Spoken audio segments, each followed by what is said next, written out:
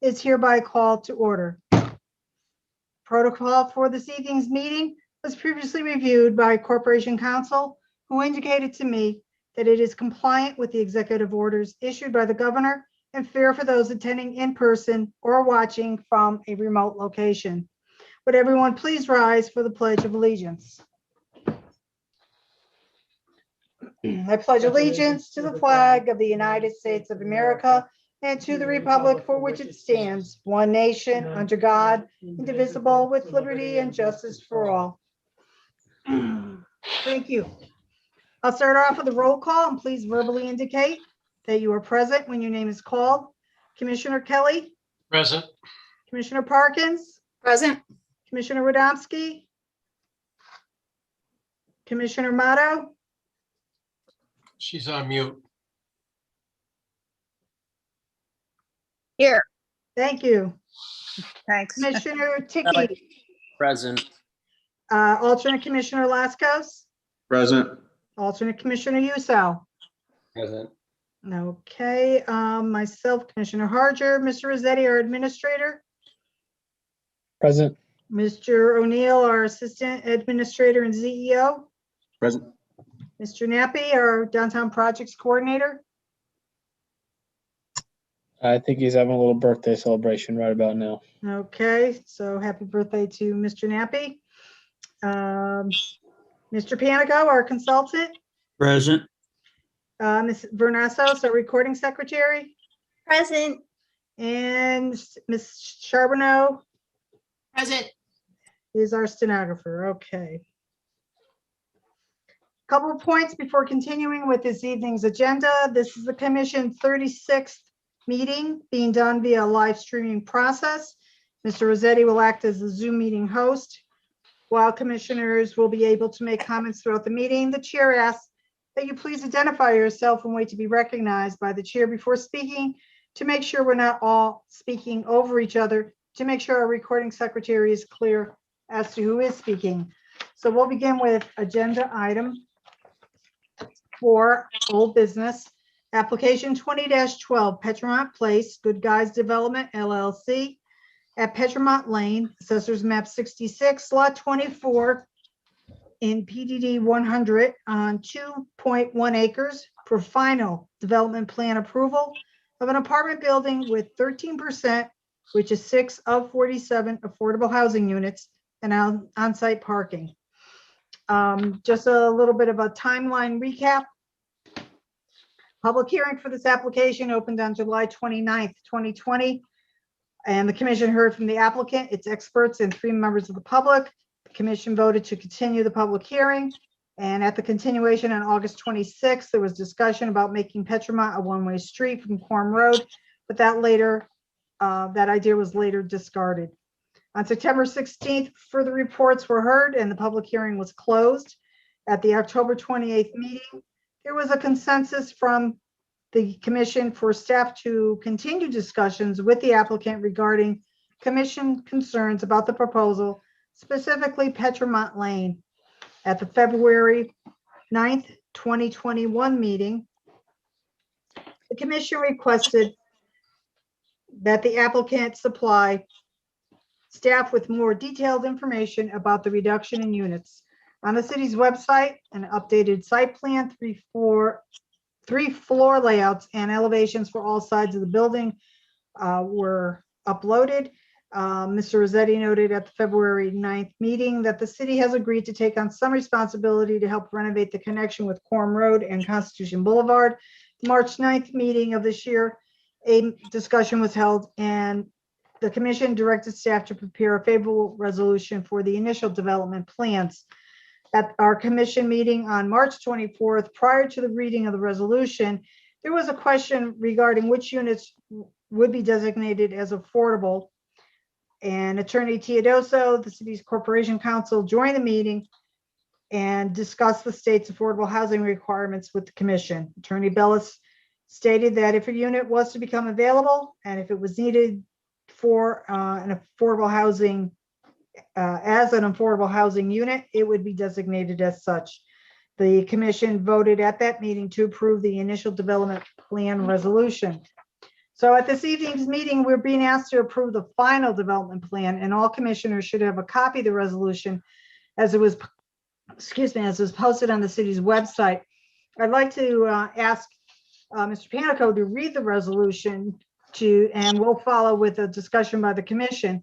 So please mark on your copy of the resolution if there are any points that need discussion or clarification.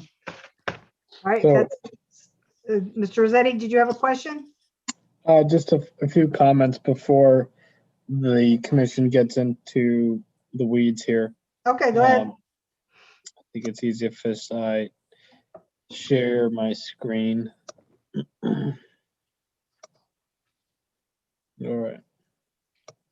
Oops. Okay, I'm sure we're all familiar with this site plan. So what's popping up? Again, this is the concern. I'm just going to kind of walk around the building and address some of the concerns that staff had, some of the comments that the applicant had, and then some of the comments that we were hoping to get from the commissioners. So starting from the road, the roadway will be 24 feet wide. The applicant is responsible for satisfying the Petremont Lane conditions. The city is going to address the intersection of Quorum Road and Constitution Boulevard South to ensure that cut-throughs do not continue to just kind of blast down Petremont Lane, and that people will have to slow down and make proper turns. So now moving on to the site, there is this two-way road that wraps around the building and dead ends here where these pavers are for a kind of emergency access strip. The fire marshal has indicated he is not in favor of this proposal and would request changes. Do you have that in writing? I do not. I've been asking them.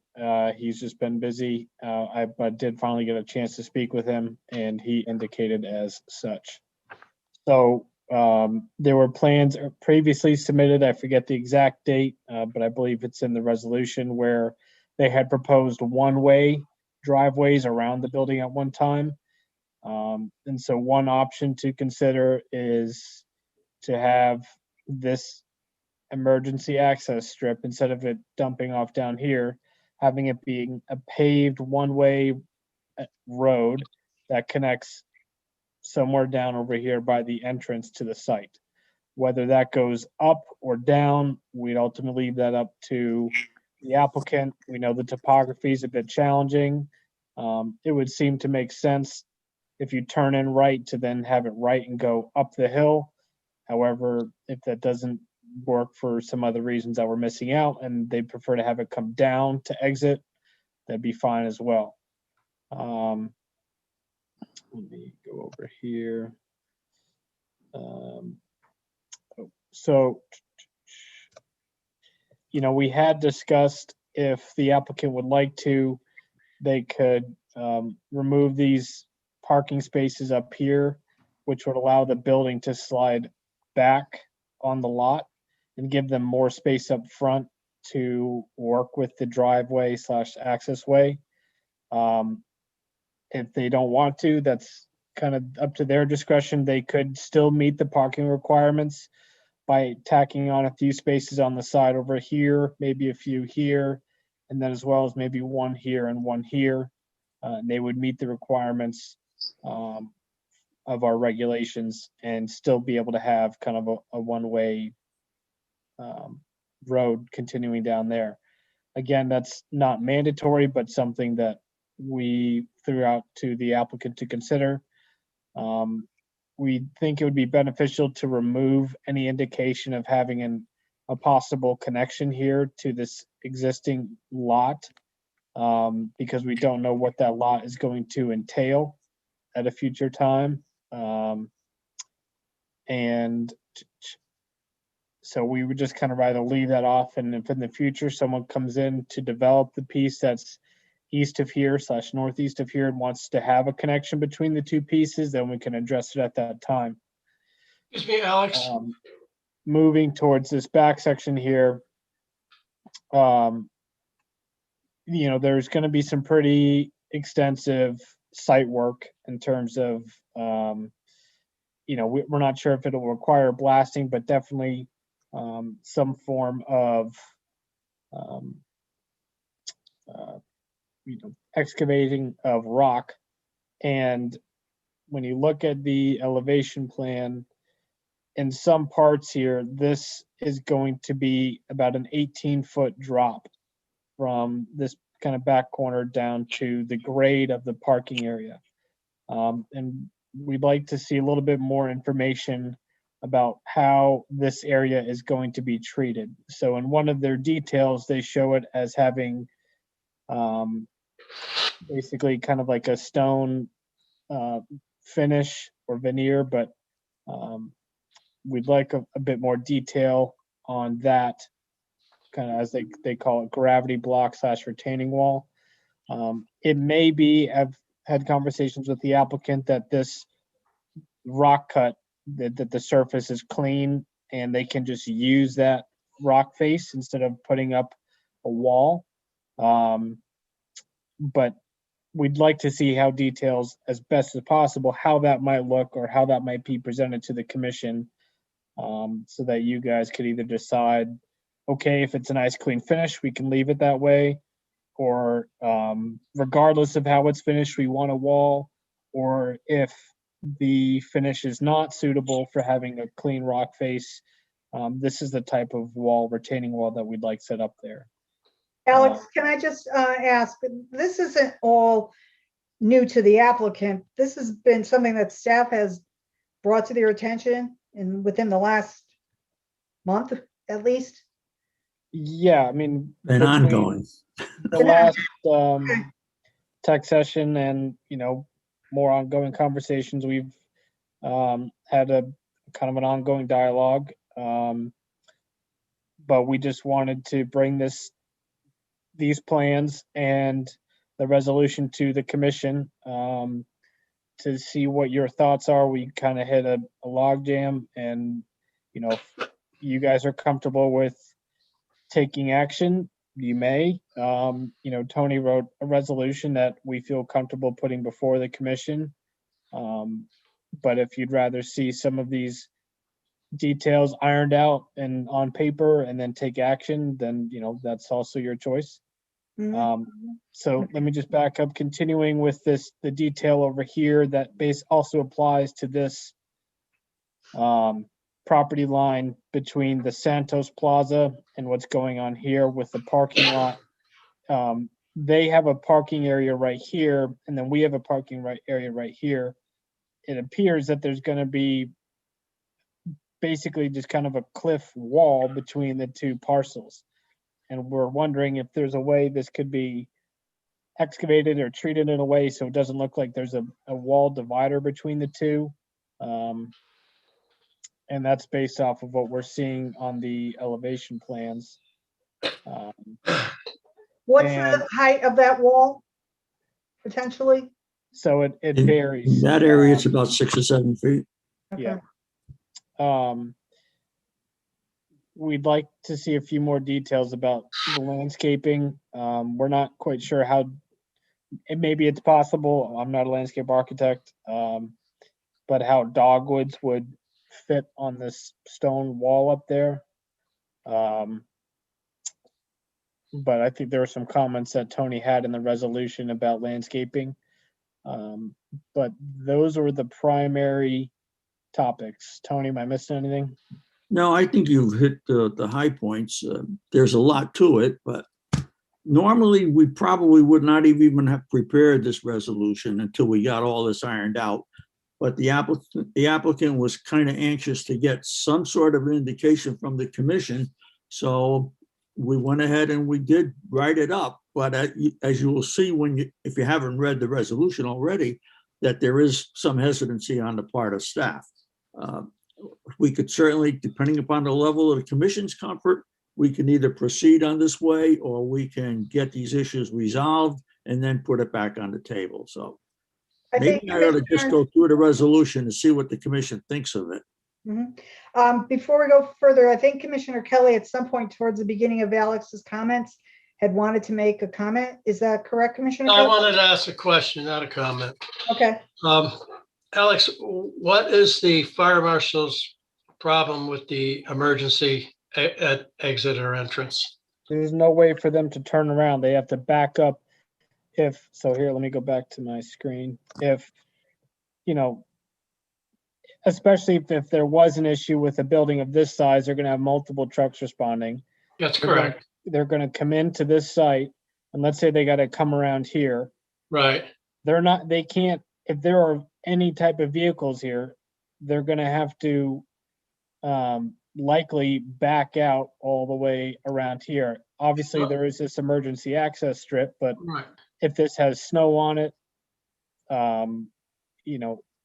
could it be maintained? It's possible, but Well, isn't that in the resolution that it has to be maintained? it Yes, it is. is. I thought I saw it there. It is, Charlie, Okay. but it goes even beyond that aspect. What about the everyday operation of the complex? Delivery truck. If they get deliveries by delivery trucks of various kinds, be it UPS or whatever, or if they get food deliveries and. Well, they'd have to it go in happens in the by- evening when everybody's home from work. Yeah, that but wouldn't they have to go parking in by the main entrance anyhow? I mean, no matter where they went, there's double parking on each side. So no matter where they went on the complex, they would have to either turn around or back up. On Unless any they could delivery. continue on and come out. That's the whole point, Charlie, is we don't think Okay, a dead end is appropriate. so if it was turned, well, how could they make it a permanent way of going out? Just blacktop it? No, they No, take the geometry of that emergency access and twist it over and connect it to the main entrance. And that would be their exit out.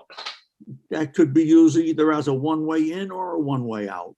All right, my biggest problem with more than one way in and one way out is, and let's face facts, this is not a senior citizen complex. It's going to probably with the younger generation. And they'll be coming in or coming out quite rapidly, to put it lightly. And I don't know if you would have either accident prone at that one point or not. That's why I thought the one way in, the one way out was more appropriate for this complex. But I understand about the turnaround problem. That's okay too. If they want to come in with a one-way in, one-way out. I mean, the original conceptual plans had two driveways. Yes, I know. They looped around and came back out. But they intersected in one spot, and that would be a problem with especially in the morning or in the afternoon. I really think that would be a problem as far as people trying to get out or trying to get in. As far as speeding is concerned.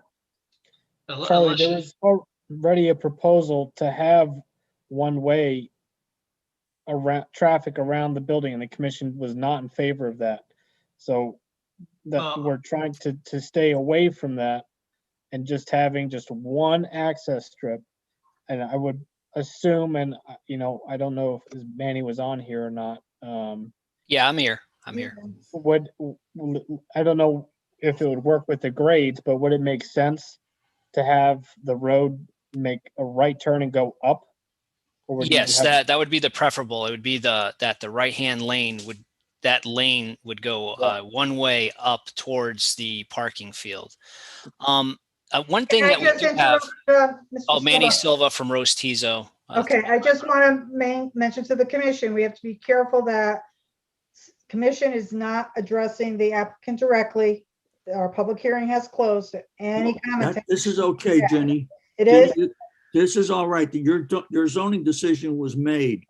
Everything now is administrative, and there can be a dialogue with the All applicant. right, good. I just want to make sure that we're not, All right, can I share my screen really quick? I Yeah. question whether going, a one-way in satisfies the problem that develops when people come around to that other side and need to be able to leave.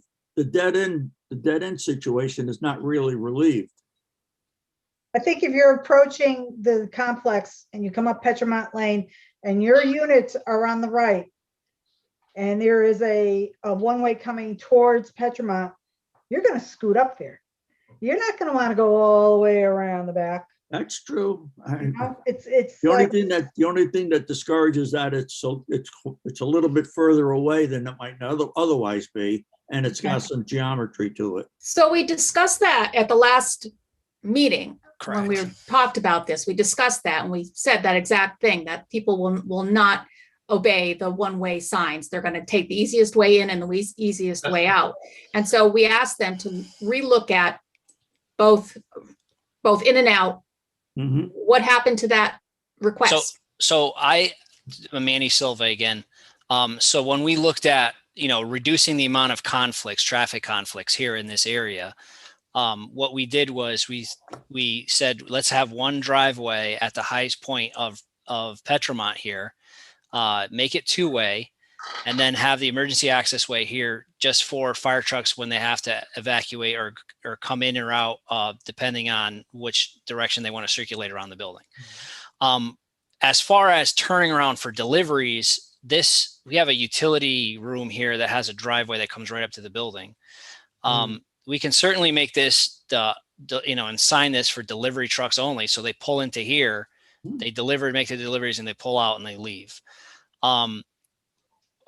The thing about the wall, again, we envision that, we anticipate this being a rock's face. But if that isn't possible, let's see, I gotta just share another screen here. When can you tell us? As soon as we do some tests out there, dig some, but the rock wall is going to be similar to Santos, which is this here. These are what the gravity block walls look like, or this one here. It's kind of a split face, kind of an irregular face. Kind of looks like granite blocks that were taken out of a quarry, but they're made out of concrete. Let's see. Let me go back to the drawings here. And what Alex was saying here in this area is that basically, if you look in profile, I'm going to try to do this really quick here. If you look in profile, how this is going to look. I'd like to see a cross section. Yeah, I'll draw. kind of draw one up a little quick here. So like it's going to be, the section's going to be, here's your parking space kind of sloping away. We're going to have a curb, then it's going to come up. And then there's going to be that, 4 or 5 foot wall here. Andy, we're not seeing what you're just. We I'm don't sorry. see anything. You can see the red line or no? Yeah, there's a red line being Now drawn. I see it. Okay. Yeah. So then there's going to be this plateau where then you go into Santos's wall, and Santos's wall is a little higher than ours. And then they're going to be, and then there's their. Now, how far apart are the two walls? They are approximately 7-8 feet wide here at this. Are you saying Santos's wall is right on this property line? 'Cause It's your here. I'll drawing- show you. your I'll show you drawing where it shows is. Your wall 7.5 feet from the property line. Hold on. Let me show you. I'll show you where it is. It's right. Oops. That's you guys. What did I do with it? Google. I mean, his wall itself has got to be a couple of feet thick. So here it is right here. So Santos has the curb. That's good. Thanks. Has the curb. I was prepared for you, Tony. Has the curb and then the wall, and then the fence is on the property line. You can see it right there. So we have Andy, another. Are those 2 foot blocks? Yes. They are. Yeah. Okay. So you see they have the split face kind of thing. Kind of looks like that we can do better than this. We have a product that's a little nicer than this, but it's the same type of system. But so you're gonna have this high thing here where the fence is. That's the property line, and then there's gonna be another 5 feet. How far is that fence from the face of his wall? Here, I'll show On you. his I'll tell side. you. Yeah, I'll tell you exactly. I think his is only like it's like 4 or 5 feet. Okay, Fence to the face of so the wall. 4 or 5 feet, and yours is another 7.5 feet. Yeah, Right. so we can. So like I said, I I didn't want to put some big trees there, but I figured the dogwoods were small enough that it was okay. I don't want to put like any elm or oak trees up there. Are you Arborvitae's or gonna something put like that any would even be protection better. on the top of that wall? What's that? Are you going to have any protection on the top of that wall? It doesn't necessarily need to have it, but Okay. you would, because there's, I mean, we could put a So you fence got on top. 6-foot area relatively flat graded. Correct. You don't think people are going to be tempted to walk up there even though they shouldn't? You're right. So that's why, we could show a fence continuing I on the just top don't of know. it. I don't know what the answer is, guys. I really don't have all the detail. Right. Right now we have a 6-inch chain link fence on the top of the wall. Originally, you had a vinyl fence. Right. Now it's a chain link. At this point, yes, it's a chain And link no- because and we at the present drawings, they do not come down that side property line. The fence terminates at the back. right here. Yes. Yeah. And that was because there was no way for someone to walk from Santos up on here and then off the wall. Right. Well, I'm not concerned about that. Yeah. I'm concerned more about the residents that might decide to go walking around where they shouldn't be walking. Right. They would have, we could put the fence back around up on top of here because I what you're honestly saying don't is they can know. walk right here down the hill and then come up in between the walls. Right. Mhm. I just don't know the answer. I really Yep. don't. I mean, we could block off in between here, or we could put fencing along the top of the wall, one or the other. This is Commissioner Wodomski. How big is that area? Because first you said it was, the way it sounded to me was it was 7 to 8 feet from yours to his, your wall to his wall. And then you're saying his is 3 to 4 and then yours is 7, so we're at 11. So what? Yeah. So Mr. Wodomski, Manny Silva again. So their wall is right here. No, how wide from that top, that wall to the top of your wall? How much between? I believe it's around 7 feet total. It can't be, Manny. Well, okay, I'll measure it. Hold on. Let me Your- open the your CAD drawing. property line, I put a scale on your drawings and it's roughly 7.5 feet from your property line to the middle of that heavy black line. Hold on, I'm going to do that right now. So from here, this is the thing about Zoom meetings. I could do this right here. From here, oops, to perpendicular. Yep, you're right, 7 feet. So it's got to be like like you said, 7 and then another 5 or 7. So it's 14 to 12 feet between. Now, that's 7 feet to the exposed our face of property the line. wall or to the back of the wall? The wall It's is gonna be the a center couple line, feet. center line. Center line of the wall, okay. So yes, it'll be about 14 feet between, somewhere between 12 and 14 feet between this wall and this wall. Mhm. So there is a corridor in there. Unfortunately, you're not going to be able to save much of that vegetation, if any. I doubt you'll be It's able to it's save kind much. of like sumac and stuff like that. I don't know if Mhm. anybody wants to save that really. Probably not um, worth saving. Yeah. See, it's a lot of like this Mhm. low woody. Yes. I just, quite frankly, I'm just completely at a loss. I don't know how to suggest that you finish it. I just don't. So we're gonna have a wall that's a little bit nicer than this one. Kind of looks like this. Mhm. On the other side of that one, so the wall is gonna go. So you're gonna be on our Petramont. It's gonna go up, and then there's gonna be Santos coming down. Do we know if that's going to be rock excavation or not? I don't believe You so have no idea because how much overburden there is. I don't believe so, only because, and I'll show you a little trick here. Hold on. So if you come here and then on Google Maps, you can actually dial back the time here. I think 2012, they were already built. Hold on, I could bring it here. So I have looked at that, Tony. And so if you go here, this is the present day, and I go back to 2009. Uh-huh. Hold on. When I looked in 2000, oh, hold on, let me go back one more year.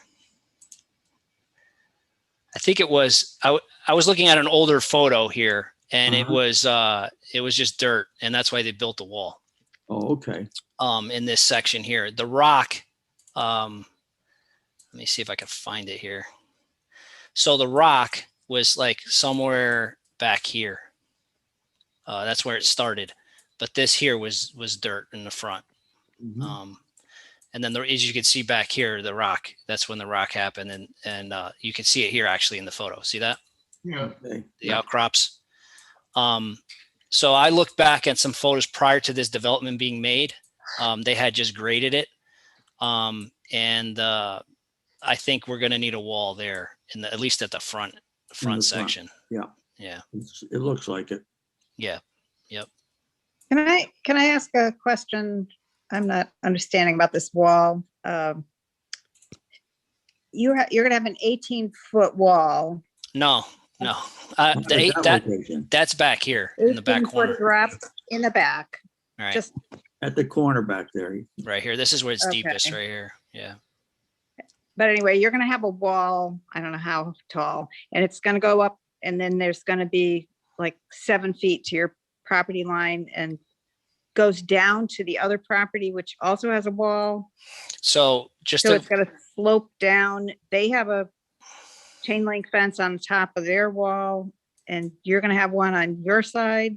What am I don't, That's what I'm trying to figure out. That's why I kept asking for cross sections and more detail of that right. area. So the high part of the wall is back here, which is not near Santos, that has no other retaining wall behind it. This may be just a Okay. rock cut That's face easy to here. deal with. So this here is only like 4 to 5 feet high. So what happens is this parking space here is right here, right? This is the section kind of. So there's going to be a car parked here. And then the wall is going to be here.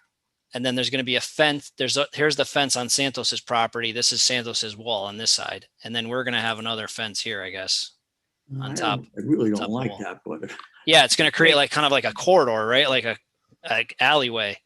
But there's going to be trees. There's going to be a tree here, right? There's going to be trees in this that we're planting. We're planting those American dogwoods in this area, which is about. is there any way you could put a graded slope in that area and then stabilize the slope with vegetation? So if I had permission from Santos, I could just lop this off, right? Oh, that's even better. Right. But Yeah, I thought we brought that up when we had a meeting with. Denny yeah, and- but to get to have him to get permission to take down a wall that he paid to put up, I mean, is going to be.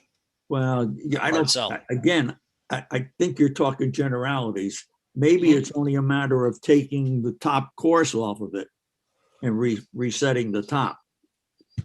Yep. You know, just enough to get you a workable slope in there. If Right, that's so it's not up and down. it's not a rock condition, and then landscape the hell out of the slope to keep it stable. Right, kind of like this. Hold on. Yeah. Or Yeah. take a course Exactly. out. That would eliminate anybody's walking up there either. Correct. Yep. We could do something like that, but we'd have to talk to them about, you know, Yeah, grading yeah. on their property, you know, Yeah. and removing a course out, you know, and dealing with their wall. If you can resolve it totally on your property, that's okay too, but. Okay. Yeah, we can try that. I Yeah, don't know but then, what to suggest. right. Yeah, we could try to eliminate the wall and just grade this. You kind of need to know where your rock is going to start interfering, so you know what you're playing with. Yeah, I think it's going to be like somewhere in here because see this, where this parking space has ended. I think that's where, Well, Right in I here. guess, some test pits would probably help, wouldn't it? yes.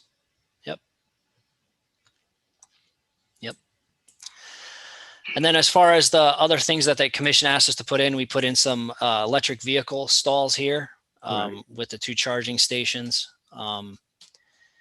We moved the dog park from up front to the back here, right near the main entrance. We Okay. have our picnic tables back here with they're going to have propane grills.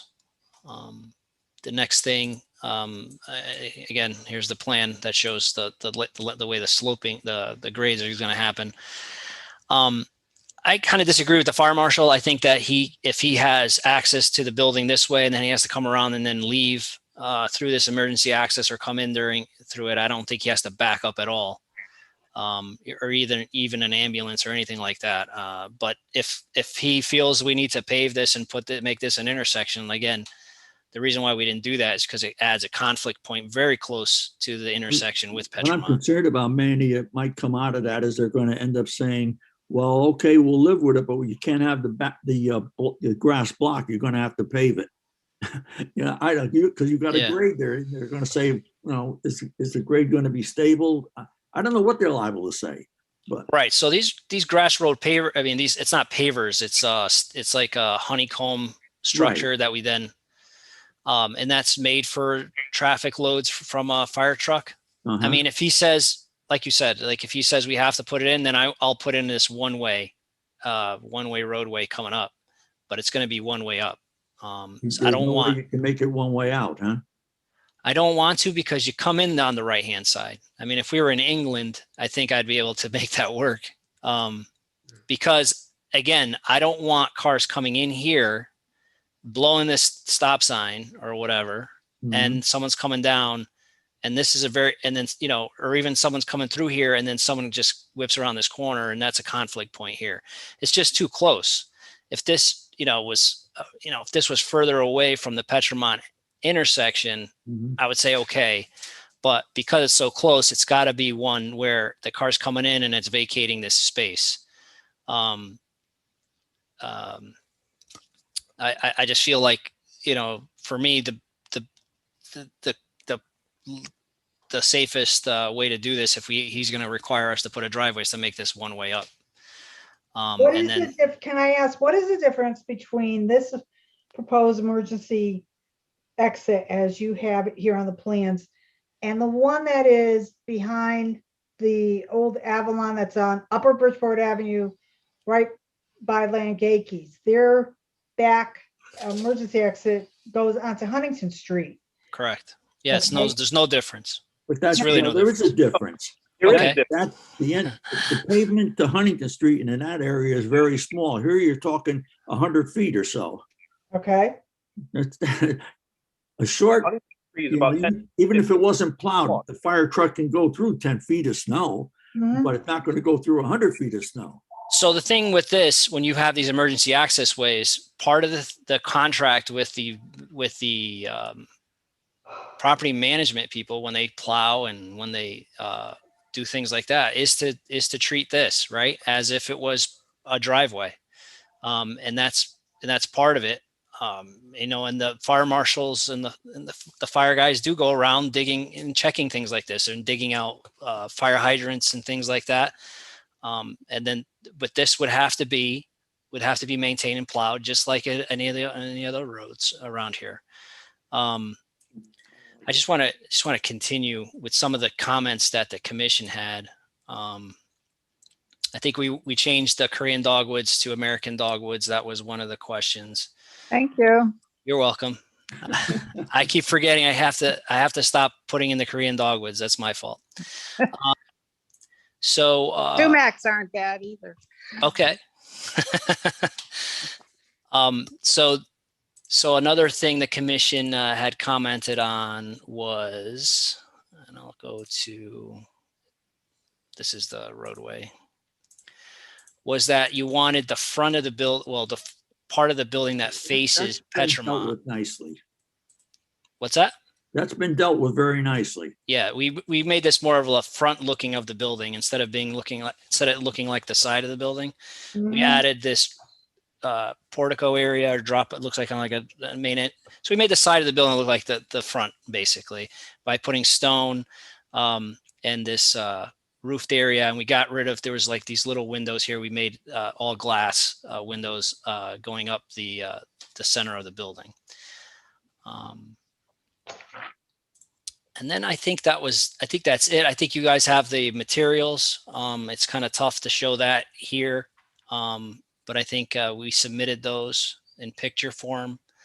We're working with the town on resolving the road stuff. We're about 99% there. Again, they're making us, they asked that you got rid of this island and bump this out to try to stop people from cutting across. That's how the city prefers. Going back to that cross section you just had, This one? yeah, Yep. how much of a change is there going to be in that particular road with the hump and the narrow, I think everybody envisioned that the section by Santos Plaza would continue all the way up. Correct. So this is the existing grade line right here, and then the darker one is what we're proposing. The high point is going to stay the same. We're just going to smooth it out a little bit. And as you can see, the road kind of like bumps and dips as you're coming down this hill. And then it has like kind of like a very sharp V here at the catch basin. So we're gonna smooth that out at between 5 and 6% grade.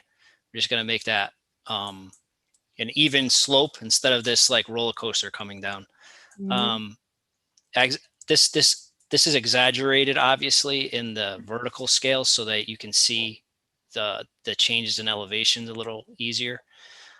So this is not steep. This is 5% is what your, typical parking lot like at Shelton Square is. It's just, we're going to smooth it out. Right now, it's like very abrupt and bumpy. And What's the road width? the road width is going to be 23 feet. So they're going to have we're going to have two 2-foot shoulders and then the 2 lanes in between. I think the city wants to lessen one of the shoulders or something on this side, I believe, to try to get the things worked out the way they want to. And the change that the city has brought to us and that we're working on right now is actually, I could show you this. Actually, I got it in the CAD. Manny, before you go on to the Center Island, what's the width of the road down by Santos Plaza? It's approximately the same. It ranges between 24 and 23 feet. So right now we have, it's 24 right here, but it narrows down here at the throat. But it's we're going to continue that through here, the same width. So The only reason I bring it up is I know that other commissioners will recall that within the last month, we approved a subdivision off of Meadow Street, and the one of the conditions of approval was that subdivision have a 30-foot wide road. So okay, yeah, like understand if Yeah, but you're not approving this road. The road exists. We're trying to upgrade it. yes, Right. I know, and that's just it. This, as I was going to say, the Santos Plaza side, that's only 23, 24 feet. So. And really, we're working with the city on this, and whatever the city engineering and the city public works wants us to do, that's what we'll do. Again, we're working with them actively, and they did not like the idea of putting an island here, and they want us to bump this out and make this more of an exaggerated curb line here, so that mitigates cars coming across here. Instead of having the island where I had it, they feel that this here will do that. And that's where we're at right now. But again, that's with the city engineer and the public works department. So it's not going to be a T kind of section. No. I mean, well, right now it's kind of like, the radiuses are so wide, it's almost like an open space in here, right? That's why everybody cuts through. So we're trying to restrict that. We're trying to restrict that movement that people come down Constitution Boulevard and kind of just cut across. And the city thinks that we can attain that by bringing this curb line out and then over, so that if they want to do it, they have to kind of. The curb line that you're going to put in on the other side of the road, that's going to connect with the Constitution Boulevard curbing? Correct. Okay. What about people that are coming down Constitution Boulevard? They want to take a left and go up Quorum Road. How's that they're going to affect them? It shouldn't, because they're doing, if they're, and I'll show you what the city wants. I think that's more appropriate. Andy, it's going to be more of an appropriate formal left-hand turn. Correct. It's going to be more like a 90-degree left turn versus, if they come in on a 45 right now. So how does that affect people wanting to do it on Petromont? they could take a left to go up the Corn Road. They could take a quick right after that and go down Petromont. That's what they will do. Yes. Well, slow 'em Yeah, down. but that, A left and then a right. So you're not gonna eliminate any cutting through.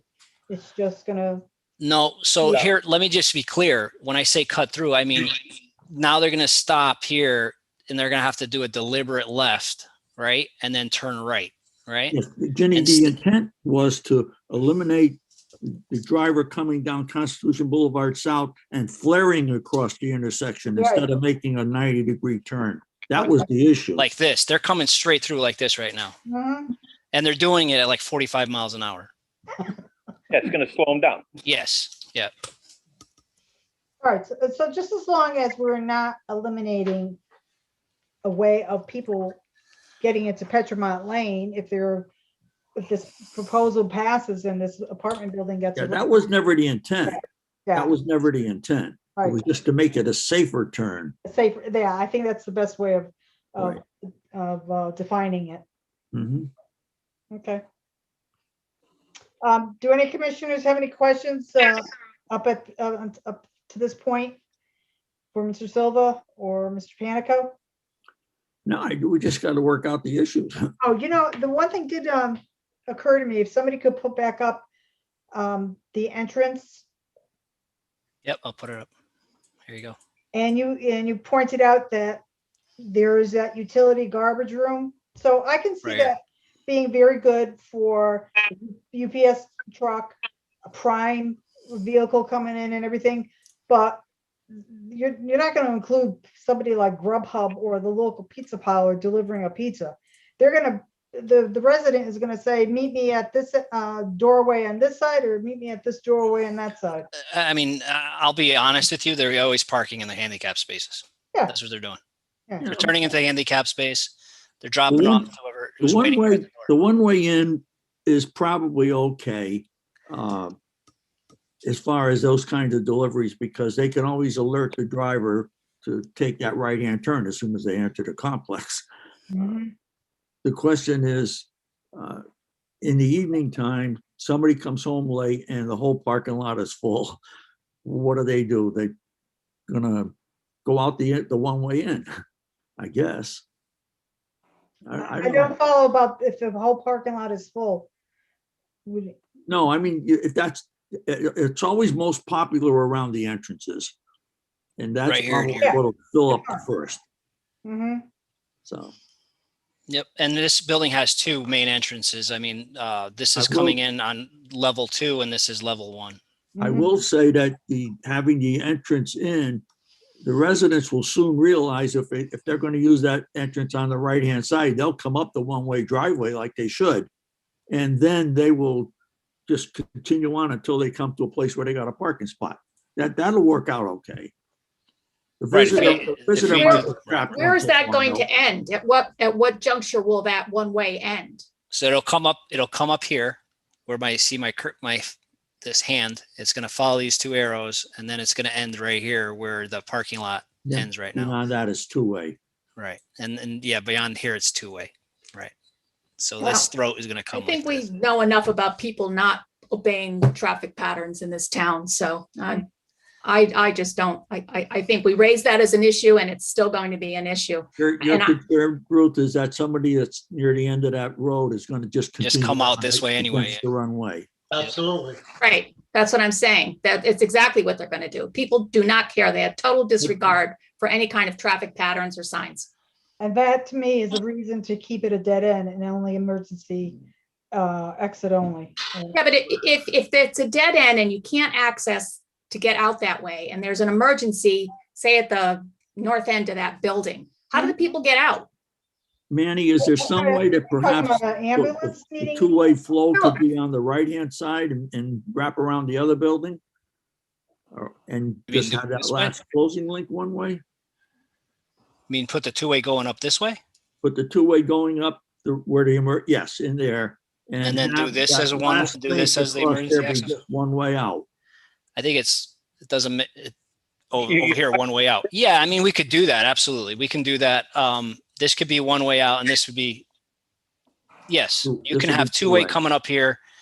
The only reason why I preferred this way is because it kind of presents itself in front of the building, right? So we have this new elevation that looks like the front of the building. You're crossing in front of the building and you're coming in. If you do Well, it you that can way, change that if you want to change the look of the front of the building, as long as you make it an attractive elevation. I don't Right. care. right? So, I mean, yes, you could do two-way going up this way. This is steeper, right? This is flatter. You can see that right here. So this is from here to here is a 2-foot difference in elevation. From Mhm. here to here is a, hold on. That's a 10-foot difference, right? Right. So this one right here is a pretty flat, kind of like a pretty flat area. In fact, it is flat. It comes up to about 1.5 feet and then it goes back down to 88. Mhm. So it's very easy turn. There's no big elevation difference. When you come up this way, you're going to go up a hill that's about 8%, right? Mhm. You're gonna have to make up 10 feet from here to here. So So what kind of conditions would present itself as in the wintertime? We have a well, nice one. well, you'd rather go up the flat road, not the steeper one. So that's why we chose this route to come around the building, because this is all very flat as you come around. But we could go two-way this way, one way that way, but this driveway becomes steeper, and you're coming down a steeper driveway and stopping here, right? So we just feel, as the designers, we prefer this route just for various reasons. But it's going to be harder for people to see a clear straight shot. Like if you're coming in, if it's one way on where those red arrows are, people are going to see that it's clear and just shoot down it, right, to get out. Right. Whereas the other way, you wouldn't see it. the other one, they're not really going to see that it's a clear shot through. Goes Right. around the corner. We're gonna go down that way, Ruth. We Oh, I see that. know they are. I don't disagree, Mark. I know they are, but I think it's going to make it a little harder for them. And if I were the person coming up that way, I would not back down and let them out. So.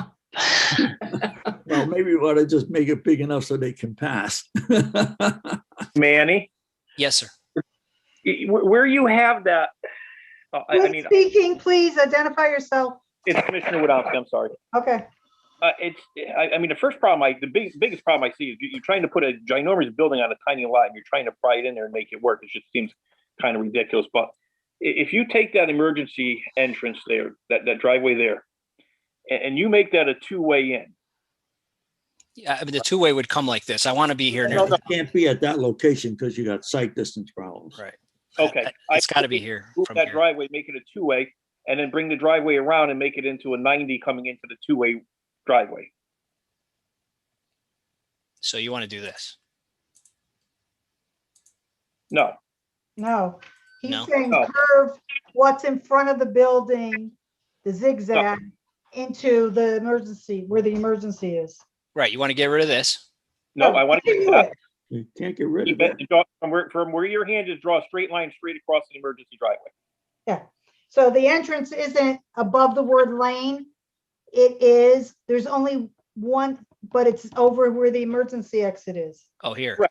You shift the emergency, you shift the main entrance down a little bit, so now you're going in, Can't do that. and then you come up. The sight line, it doesn't work. Who's talking? Who said can't do that? That's Alex. We went over that about 8 months ago.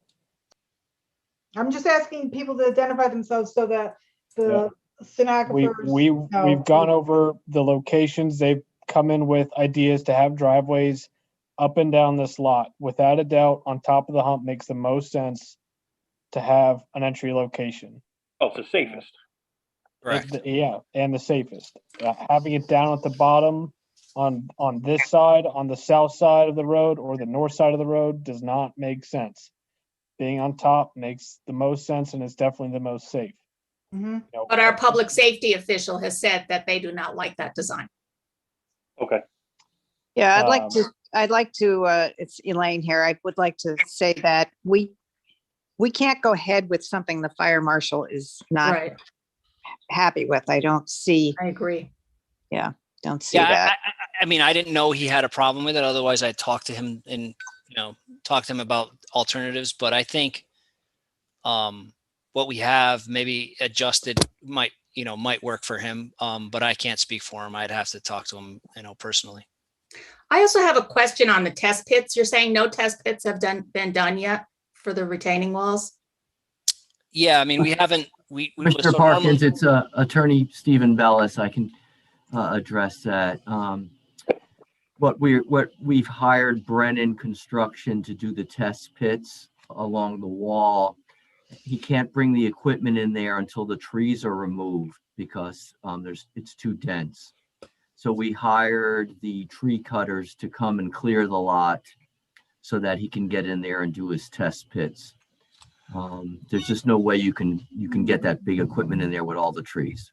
That's it. I just raised that issue because you may be very familiar, Mr. Bellis, with Attorney Bellis, with just right down the road where we had a huge issue with a retaining wall and lack of test pits that were done.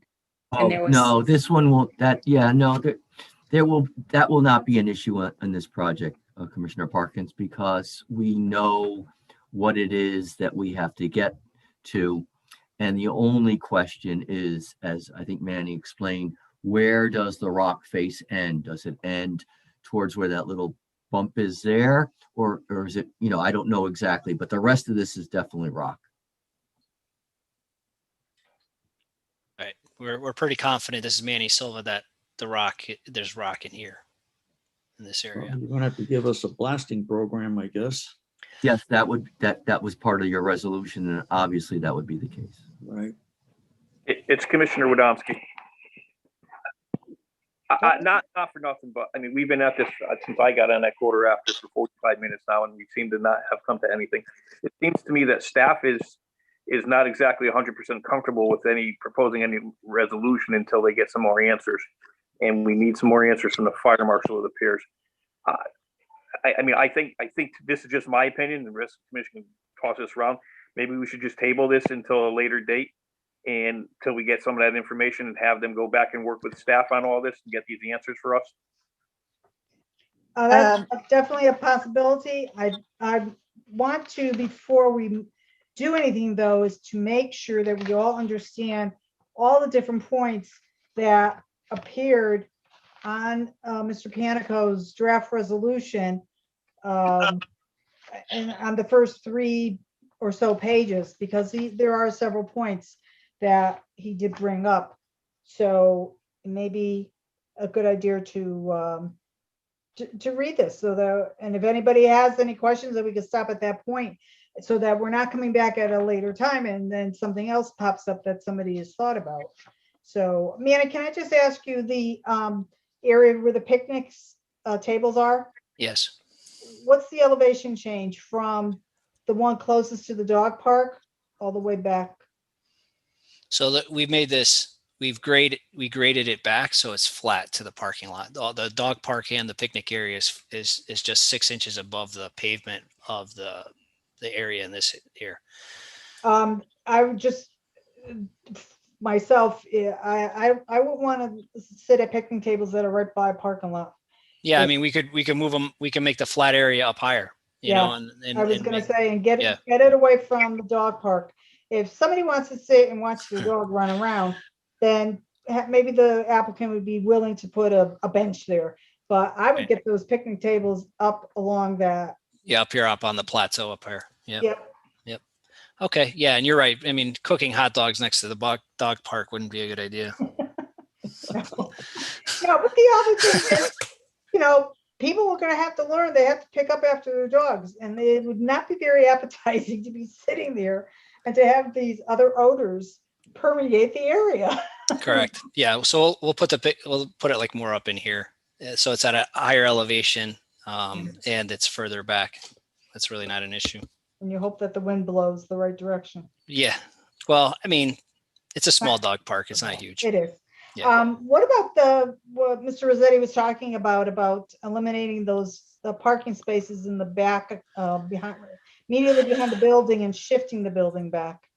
Yeah, Commissioner Harder, again, it's Attorney Stephen Bellis. I would be strongly against that. Mhm. We did We did draw up a proposal and gave it to staff, showing just what you proposed. And Mhm. giving up those 10 parking spaces, I think is in the long term being short-sighted. I think that it's much better to have additional parking for guests and whatnot, because we do not want people parking on Pentremont Road. No, and I totally agree with you, but did Mr. Rossetti bring up, Talking about redistributing it, not getting yeah, rid of it. redistributing it, not just. Yeah, Yeah. that was considered, but the redistribution would be parking spaces like towards the front of the building that no one will ever use.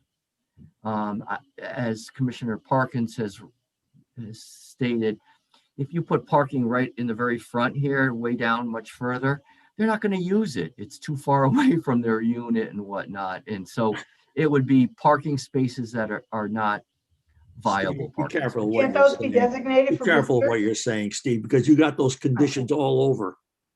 That those spaces are no further away than your other spaces. And those could be designated. No, for not the parking. ones in the front I'm talking about. Oh, that I agree with you. Yeah, I the agree front with ones, you. Tony. The ones in front, without a doubt, they don't belong there. They don't belong there. Yeah, You're that's right. what, those were the ones I was referring to.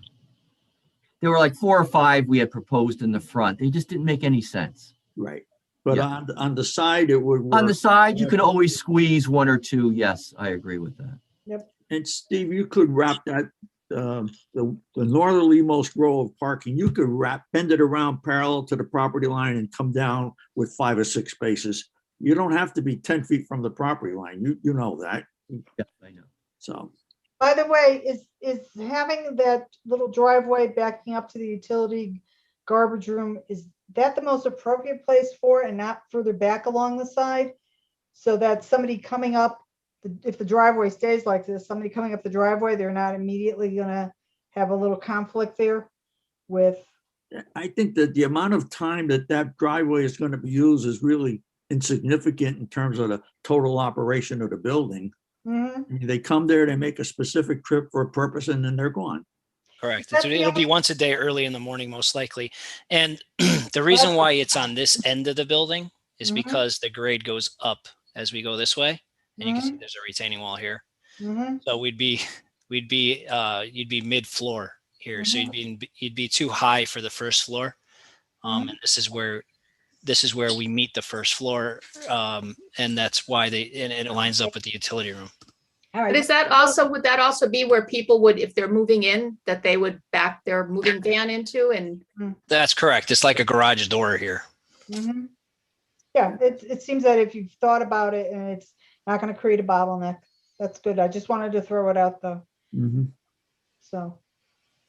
All right, so, can we quickly go through this If you first wish. section of the resolution, just in case some other comments, or thoughts or concerns come up from the commissioners?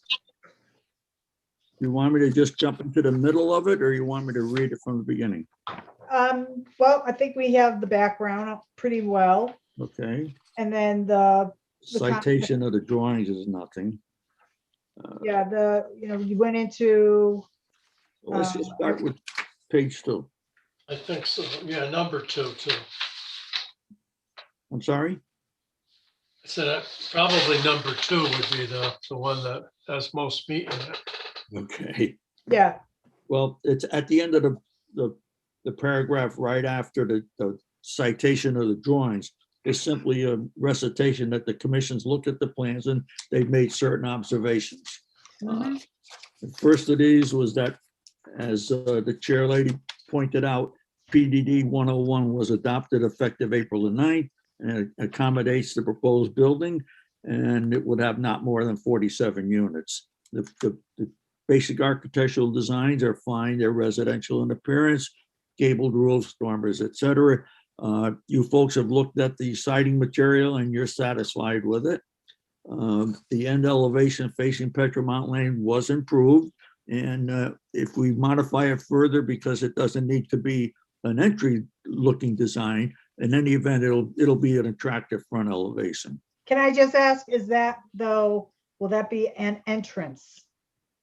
Well, I don't know. There may be some other feature there that's not an entrance. I think it needs a little bit of the appearance of stonework around the front somehow.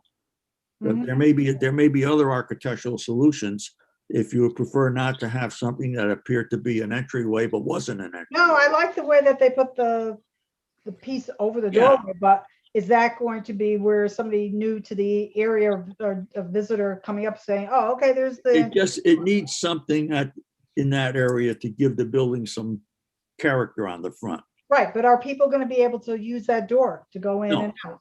No, No, that's why I say if that bothers you, then we won't treat it as an entryway. We'll have the architect come up with some other features, but I think you need the No, I like the- introduction of some other kind of materials over there to enhance the front. I like the way that side of the building looks. It's just thinking ahead. Is there somebody that's going to think that that's the way to get in? And, you know, isn't there a sidewalk that wraps around in front? Maybe the way to do it is to consider changing that vertical siding on the front to some other materials. I don't know. I think the architect can come up with some suggestions. Well, it's just that if somebody sees a door, then is this a door that I can use? I agree. So, And all it is there for is, I believe it's an emergency exit. That's only, it's not for everyday use. okay, so Right. at least it's an emergency exit. Okay, Well, it's there. The door is there. We didn't just put the door there. yeah, The door is there. That's part of the design. okay. Okay, so the sole access, number 2 says that the sole access to the site is provided by Petromont Lane, a substandard city street. Petromont Lane improvements are mandated to meet the needs of the proposed development and are the responsibility of the applicant to provide those necessary improvements at city standards, with a minimum pavement width of 24 feet for two-way travel, as well as safety improvements at the Coram Avenue intersection with Constitution Boulevard South. The city agreed to make adjustments to the Coram Road drainage and curbing geometry on the north side of Coram Avenue, where it intersects with the easterly curb line of Constitution Boulevard South. The applicant will be responsible for improvements to Petromont Lane and continuing the proposed curbing to a proper intersection with the Constitution Boulevard South curbing to establish a controlled edge of traffic flow. The city engineer indicated the intersection adjustments will eliminate the need for a raised island, and the city will not allow one to be installed. It is a responsibility of the applicant to assure the timely completion of all mandated improvements to the public street system. To that end, the applicant is hereby cautioned that no occupancy permits will be issued by Shelton Planning and Zoning until said offsite improvements are completed and open for public travel. As a result of further engineering study of Petromont Lane by the applicant, vertical site distance constraints due to roadway grades has dictated the need to limit site access to a single location at the crest of the hill where adequate site distance is available. The applicant has concluded that the commission's earlier request for two-way circulation around the building, if possible, is not feasible, and the parking layout and driveway is now proposed as a dead-end layout. It would be provided with an emergency connection back to Petromont Lane, paved with grass block pavers and chain gated at the end of the parking area. Staff believes the current proposal is unacceptable as shown. While the emergency connection as shown will accommodate large emergency vehicles, it does not address the everyday needs of the development. Even for the intended emergency use, it must be maintained in a passable condition at all times, including snow removal in the wintertime. If it is not properly maintained, it's questionable if it can even be relied to serve the intended emergency use. It appears that it may be possible to redesign the emergency-only access drive and establish it as a one-way drive connecting with the entry drive. A similar configuration has been shown on an earlier preliminary plan drawing dated back in November of 2020, I'm sorry. Since this driveway would have no abutting parking, an increase in pavement grade may be permissible, subject to the city engineer's concurrence. Site plan engineering drawings have been detailed with respect to grading, drainage, sidewalk, lighting, curbing, and the provisions of the 4 EV charging stations. The provision regarding a possible future connection to the property immediately to the rear of the site was not on the earlier approved initial plans. A note should be added that such connection will require the approval of the Shelton Planning and Zoning Commission. You really can't make that decision until you know what you're going to be connecting to. Also, in addition to resolving driveway circulation matters, the following additional areas of concern must be addressed. A, additional information is needed with respect to the proposed Versalock Bronco 2 retaining wall details. What will the surface texture be and what color is proposed? Why is it a 24 high block unit? Can a smaller block such as 18 inches high be used? My concern is that I was trying to get away from the 24-inch block taking on the appearance of these so-called mafia blocks, which obviously it isn't, but I just worry about the appearance. Can a smaller block such as 18 inches be used? Although the rear retaining wall varies from 10 feet to 20 feet high, the sideline wall varies only from 3 feet to 9 feet, except for the rear corner where it rises to 15 feet. The applicant should provide graphic materials for the commission's review and concurrence. I want the commission to be sure that they're happy with the texture of the wall and what it's going to look like. The right sideline retaining wall appears by scale to be approximately 7.5 feet from the property line. Is there fencing, either existing or proposed, on the property line? What kind of protection will be provided at the top or behind this wall? Virtually all natural vegetation will be lost behind the wall, and the landscape plan only calls for dogwood trees planted 25 feet apart. Adequacy of this landscaping is questionable, but without a specific detail of the protection proposed at the top of the wall, a final determination is difficult at this time. As previously requested, it would be helpful if additional detail and specifics are provided, including a couple of cross sections showing the proposed site improvements relative to the existing conditions on the adjacent commercial development. The landscape plan should be re-examined and strengthened. Graphic corrections are needed to remove proposed plantings that are shown across the lower level entry of the building, as well as across the utility room access. Obviously, it's just a drafting mistake. The excessive use of feather reed grass as foundation plantings, especially on the northerly building wall, should be reconsidered. From my understanding, they require a lot of sun and they don't do well on the north side. And I have not really seen them used extensively as foundation plantings. Introducing additional evergreen shrubs may be more desirable. In addition, the standard notes should be added to the plan regarding plant material survival and acknowledging the right of the commission to require additional supplementary plantings if it's deemed necessary. And finally, D, the applicant has not provided the commission with any information from test pits, boring data, or other information regarding depth to rock, potential rock removal, and the need for blasting. If it is determined that blasting is required, the applicant will be required to submit a proposed blasting program, including schedules, pre-blast surveys, hours of blasting, evidence of insurance, etc., in compliance with the city's blasting ordinance, as well as the state fire marshal's office.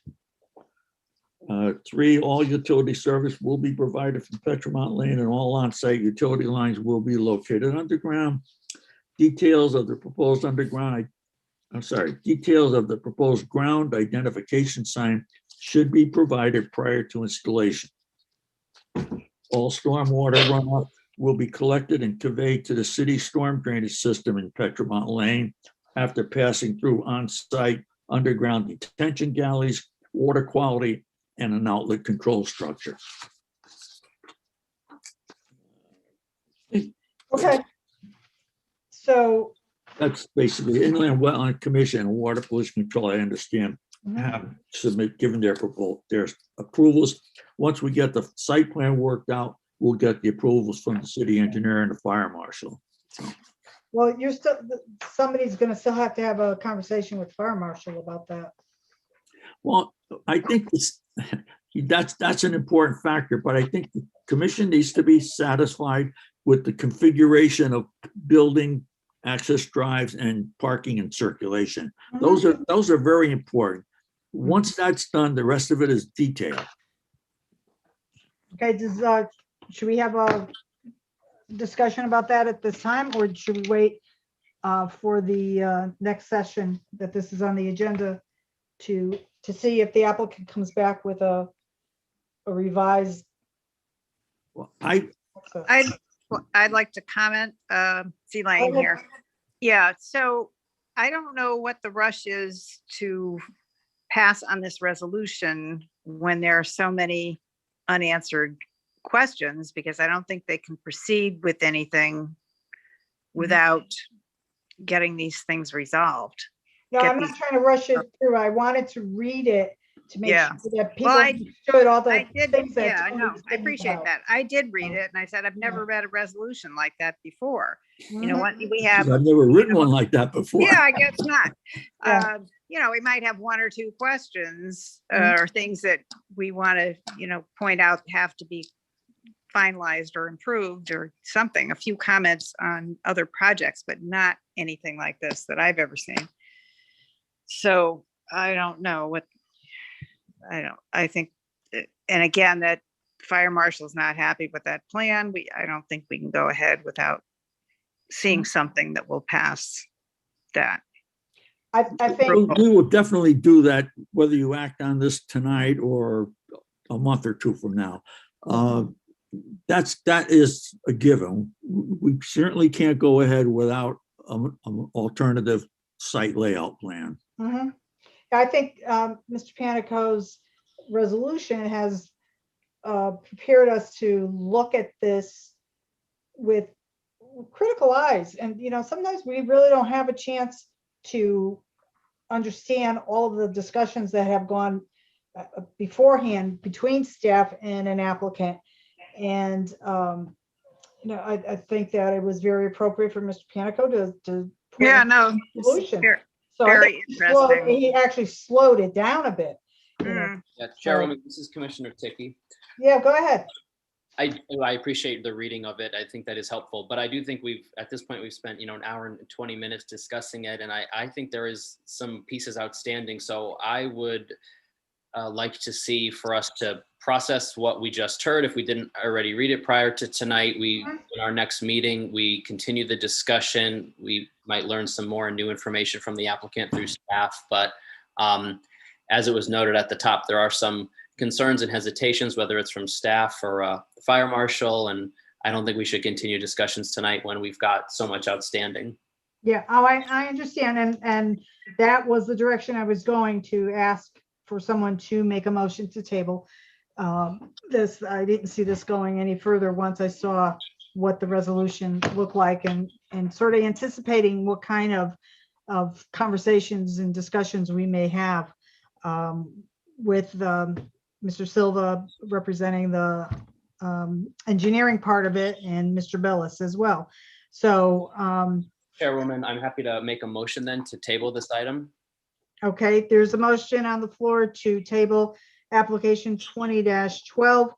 Is there a second? And then we'll have. the I'll discussion. second that. Okay, second from Commissioner Kelly. Any discussion, any further discussion on the motion to table made by Commissioner Ticky, seconded by Commissioner Kelly? Okay, hearing none on the motion to table application 20-12 from Commissioner Ticky, seconded by Commissioner Kelly. I'll do a roll call vote. Commissioner Motto, Aye. Commissioner Radomski, Aye, sorry about that. Commissioner Parkins, Aye. Commissioner Kelly, Aye. Commissioner Ticky, Aye. and chair votes aye. So I think motion is passed 6-0 to table. I think the staff and Mr. Panico know exactly what needs, the blanks that need to be filled in and the details that we need to get. And I'm sure that they will be working with the applicant and his experts to get this all settled once and so that we can go forward on this particular application. Okay? Okay. All right. Thank you. Thank you. All Have a right. good night. Everybody have a good night. Penny Park. I'm sorry? It's Mark. Just, I didn't know if I didn't hear if you mentioned that to the, for the record that I popped in at 6:15-ish. I heard it at some point, so I'll Okay. ask that the two secretaries make sure that that's noted in the particular documents. All right, so we're on to new business. And item A says application 21-10. That is a typo. It is application 2111 is Riverside Canal Lofts. 2110 was the application on Waterview Drive that was recently on the agenda. So this is application 21-11 Riverside Canal Lofts, Primrose Companies LLC at 131 Canal Street in the Riverfront District, RFD, for a modification of special exception application number 15-17 from office space to 8 residential units and on-site parking. Is there a motion to accept for review? Make a I'll make the motion. motion. Yep, go ahead. Okay, Commissioner Kelly, you made a motion to accept for review.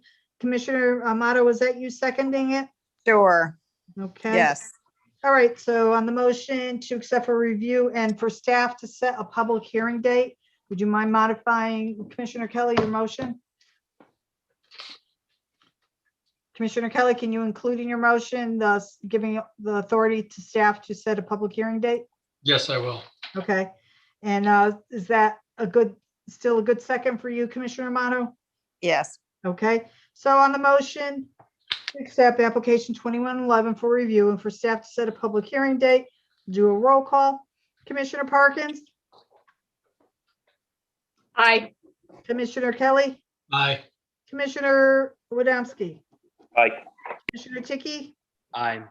Commissioner Amato, aye. and chair votes aye. Motion has passed by a vote of 6-0.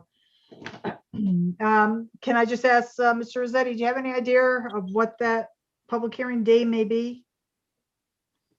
Likely June 23rd? 23rd. Yep. Okay. All right, we'll just make a note for.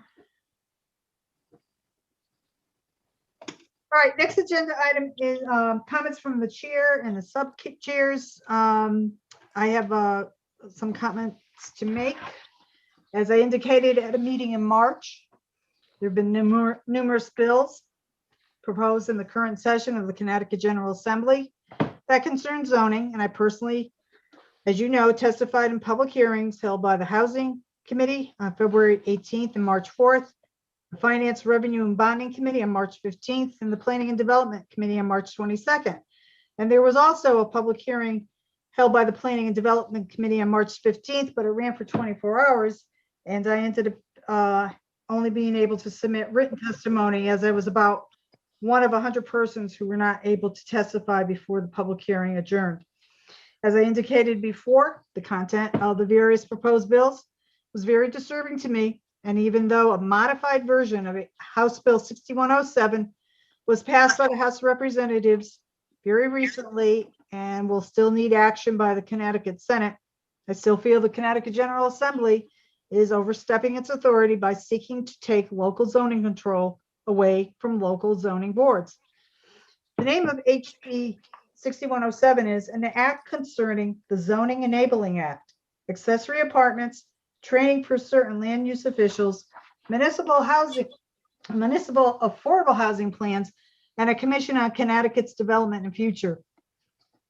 The purpose of this act is stated right on the Connecticut General Assembly's website, is to restructure the Zoning Enabling Act for clarity, promote the purposes of the Federal Fair Housing Act, provide an administrative mechanism to promote compliance with municipal affordable housing plans, and to require the Secretary of the Office of Policy and Management to convene a working group to study municipal affordable housing plans and zoning regulations. And I'll submit comments to the commission on actions by the Connecticut General Assembly in the future as they occurred. So there have been some definite revisions to that House bill. And I'm sure if you I can certainly forward to you the summary that was prepared by an office up in Hartford that is on the state website that talks about some of the changes that have been made. So, but overall, I'm not in favor of what was proposed and what has happened so far. One of the things that Mr. Rossetti can maybe weigh in on was the fact that the Affordable Housing Plan, which was supposed to be submitted to the state at the end of this June, will now be required on June of 2022. Mr. Rossetti, did you hear anything about that? Exactly what you just said. The first draft is due by June of 2022 to the Office of Policy and Management at the state. As far as anything new that I've heard. So even though we have another 12 and a half months to work on it, that is something that's still on your honey-do list, correct? That is at the top of the list, along with discussions with the Zoning Subcommittee about the Moss property and the LIP zone, affordable housing. Regulations are up there. Yeah, top five for sure. All right, so that's my take on what's been going on in Hartford. Commissioner Amato, do you have any comments from the Zoning Subcommittee? Well, just that we are meeting this Friday with Alex, 2 o'clock this Friday, to talk about the Moss property zoning changes that are being recommended. Very good. Okay. Commissioner Kelly, you have any comments from the Downtown Subcommittee? Yeah, I'm waiting for a meeting with Mr. Rossetti and Mr. Nappi for, so we can have a meeting for downtown. Right. I don't know if that's in his top 5. Okay. And that's would be conducted by Zoom, you think? I'm not quite sure. I don't know if it's because of other people involved. I think, well, no, the meeting between the 3 of us would not be on Zoom, but the No. Downtown Subcommittee. Yeah. I'm not quite sure if we could do that on Zoom because I believe if I get it right, we would have to have some developers come in and talk about, where they are, or where they're going. Probably Mr. Grimmer on the remediation of property, so on and so forth. So I'm not quite sure how. That's why I want this meeting, how Alex would want to handle this, be via Zoom or in person. You know what? Maybe I could just throw a suggestion that now that Coloroso's second floor outdoor patio, whatever you want to call it, is done. There have been, I think the football team finally had their banquet up there last week or so. So that may be an appropriate place that it'd be outdoors and we could do. For the SEDC offices, they've got a large meeting area now. Exactly. Yeah, they have parking right there. So you have a couple of areas to think about. Okay, next is staff comments. Mr. Rossetti, have anything further? Nothing right now. Thank you. Okay, Mr. O'Neill, how about you? Nothing to report. How are your violation inspections going? I mean, they're ongoing. There's a lot of them that we're dealing with at the moment. Do you want me to go through some new ones or signs or? Yes, I think it's very important for the commission to understand how busy the planning and zoning office is and how efficient you all are trying to be with the number of phone calls that you and meetings that you have to attend to every week. It's the kind of thing that if residents and businesses all complied with all of our regs, you could concentrate on other things. But unfortunately, that doesn't always happen. And it is really surprising at some of the things that I hear that you've got to go and talk to people about. And you would think that, geez, they would understand and not do some of the things, but yeah, there's a new fire to put out every day. That's right. And so what are some of the most recent ones off the top of your head? I like the one that I heard today. So there was a gentleman who wanted to do a religious event in Pine Rock Park, which he claims he's a pastor, and he wanted to put on a concert for some of his friends, which turns out to be about 300 people that he wants to have at his house. So went through the whole, where are you going to park? How are you going to get safety? Do you have police involved? Mhm. All that sort of thing. So he came in for a permit, I mean. He did not, because he's claiming it's a religious event. That's an example of one. What about the I pool can't think of on the too many property off the top of my line? head. What about the pool on the property line? I'm not familiar with that one. At the 20-foot thing there, that the property line is maybe not where they thought it was? Oh, I'm not sure. I think Alexandria was handling that this morning. It hasn't gotten to the point of an official written complaint yet. Okay, But we asked the property owner to get, a better idea of where the property lines were and see if there was a survey Mhm. lying around somewhere where she can actually understand where the property line was, or if the neighbor had a survey that she Right. could get a copy of. Okay. Oh, that'd be fun, moving an in-ground pool. No, it's above ground supposedly, Oh, above ground. but it affects the person's vegetable garden. This is going to be a doozy. One of the things, Mr. O'Neill, I was just wondering, seeing that we went through first 4 months of the year, is it possible for you to compile a quarterly report versus Sure. waiting to do something at the end of the year, which would be really big? So, Yeah, I can have that ready for the next regular meeting. I believe it's on the 8th. yep, I think that would be very useful for the commission. Okay, so nothing else, Mr. O'Neill? We have a new deficiency form that we got made up with all of our names on it, all the staff in the office, that we're going to be handing out, whether it's someone that has a flag hanging up outside of their business that says, whatever they're advertising, or things like that. Even complaints about, filling and grading, or pretty much all kinds of complaints. So we have a deficiency form that we have made up and updated, that we're going to be using to keep track of things. Okay, In terms of complaints, repeat offenders, that sort of thing. So we're going to be keeping, better track of all these kind of you complaints. have a better paper trail. Correct. What about the downtown and the old subway? We have Liberty Tax had to relocate there, and a couple people have contacted me directly, and I've passed those along to you as to why do they have all those signs. And I understand it's temporary occupancy, but I think Right. season is over.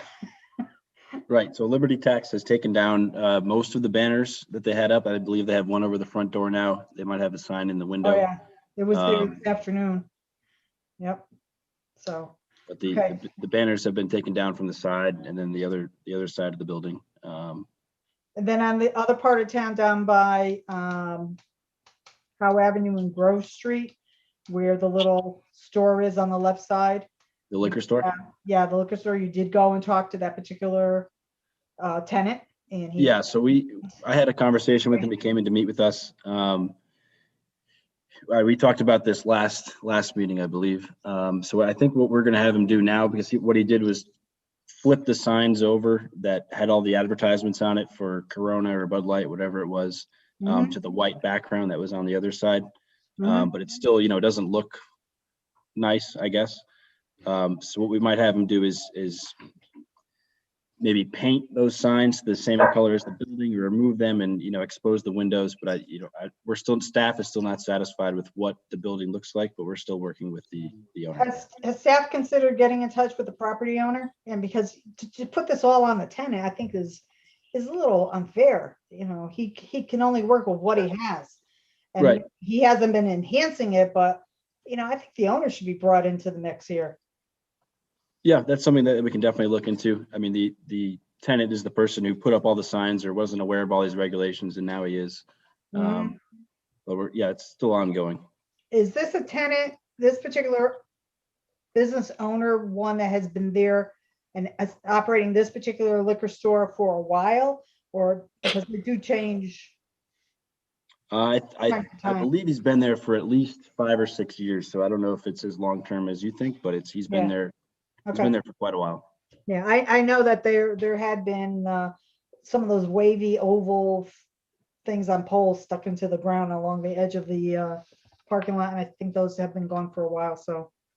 Okay, thanks, Mr. O'Neill. And Mr. Panico, do you have Yes. any comments for us? Nothing additional. I've been spending a lot of time with the project that we just concluded discussing. Okay. No, I have Well nothing. spent. Very good. All right, next on the agenda is a notification that the May 11th, 2021 meeting minutes are available for review on the city's website. And I believe on the June 8th meeting agenda, we will have a line item there for approval of the April 13th, April 28th, and May 11th minutes. And there's a good possibility that today's meeting minutes would be available for approval as well. So as there's no other agenda item, the chair declares the meeting of the commission adjourned as of 7:40 p.m. Thank you. Thank you, everyone. Have a good